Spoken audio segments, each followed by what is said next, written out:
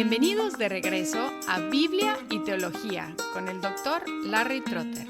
Esperemos disfruten el siguiente episodio.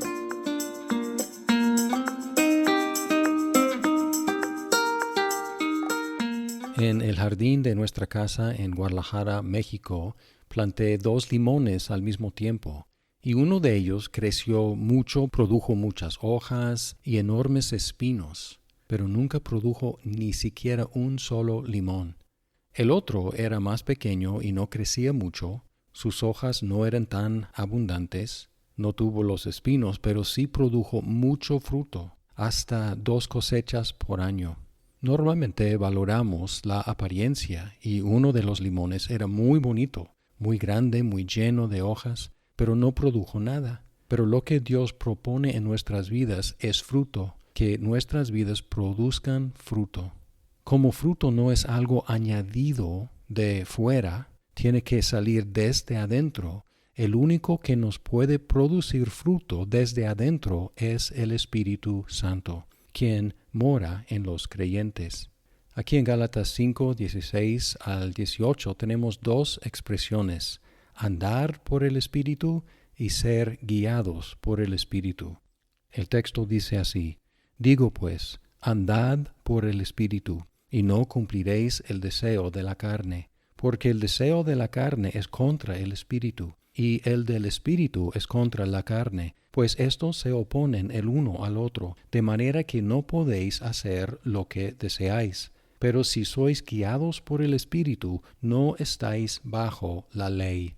En estos versículos hay un contraste entre el Espíritu y la carne. El Espíritu es el Espíritu Santo, quien es Dios mismo, quien vive en los que creen en Cristo. En Gálatas 3, 13 y 14 dice: Cristo nos redimió de la maldición de la ley, habiéndose hecho maldición por nosotros, porque está escrito: maldito todo el que cuelga de un madero, a fin de que en Cristo Jesús la bendición de Abraham viniera a los gentiles, para que recibiéramos la promesa del Espíritu mediante la fe. Y luego, en 4:6 dice: y porque sois hijos, Dios ha enviado el Espíritu de su Hijo a nuestros corazones, clamando: Abba, Padre.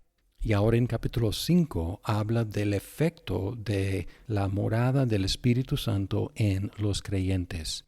La otra parte de este contraste es la carne, y en este contexto la carne significa la naturaleza humana pecaminosa. La primera expresión es andar por el Espíritu, que significa nuestra manera de vivir. Es una de las metáforas favoritas de Pablo para describir la vida cristiana: andar, caminar. Y dice que si tenemos el Espíritu, tenemos que andar, caminar, vivir de acuerdo al Espíritu y por el poder del Espíritu. Y la manera de expresarlo aquí es muy fuerte. Dice: si andamos por el Espíritu, nunca jamás cumpliremos el deseo de la carne. Imposible.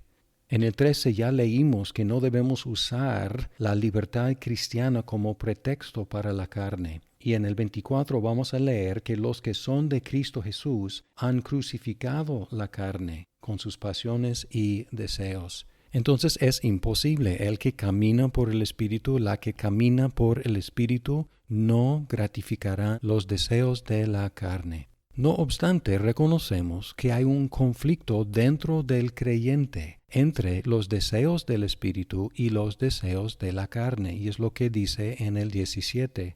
Porque el deseo de la carne es contra el Espíritu, y el del Espíritu es contra la carne, pues estos se oponen el uno al otro, de manera que no podéis hacer lo que deseáis. Este hecho complica la vida cristiana. La vida no cristiana es muy sencilla, es vida según la carne. Pero la vida cristiana es una batalla entre los deseos de la carne y los deseos del Espíritu, porque mientras vivamos en este cuerpo mortal, todavía tenemos que luchar con los vestigios de la carne.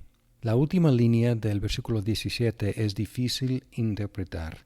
Dice: de manera que no podéis hacer lo que deseáis. Y hay 3 posibilidades de interpretación. Una es: el Espíritu evita que hagamos las cosas pecaminosas que quisiéramos hacer. La segunda interpretación es la opuesta. La carne nos evita, nos previene que hagamos las buenas cosas que quisiéramos hacer. Y la tercera interpretación que favorezco es que el conflicto entre el espíritu y la carne nos impiden en las dos direcciones. Cuando queremos cumplir los deseos de la carne, el espíritu nos impide. Y cuando queremos cumplir con los deseos del espíritu, la carne nos pone un obstáculo en el camino. Pero como sea la correcta interpretación, todos reconocemos que hay una tensión en la vida del creyente, que puede ser frustrante, pero también puede servir para instarnos a seguir deseando una mayor experiencia del Espíritu Santo y la vida por el Espíritu. Así que la primera expresión es caminar o andar por el Espíritu. La segunda expresión en el versículo 18 es ser guiados por el Espíritu. Pero si sois guiados por el Espíritu, no estáis bajo la ley. Observen que estas dos expresiones combinan para mostrar cómo vamos a vivir por el Espíritu. Dice, nosotros andamos y Él guía. Nosotros caminamos y Él dirige. Es decir, que nosotros actuamos, no somos pasivos, nosotros andamos, nosotros caminamos, pero reconocemos que el Espíritu es el que guía y que el poder para caminar, para andar, es de Él. La consecuencia de ser guiados por el Espíritu es que no estaremos bajo ley.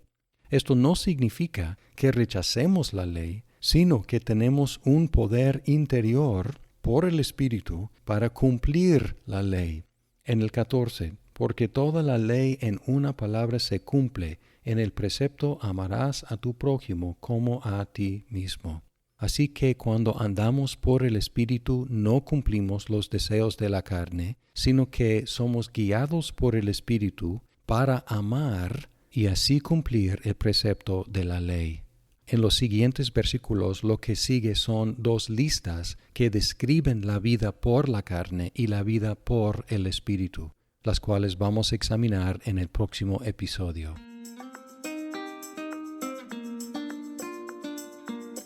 Muchas gracias por escuchar este episodio. Si estás disfrutando Biblia y teología, por favor compártelo con tus amigos. ¡Hasta pronto!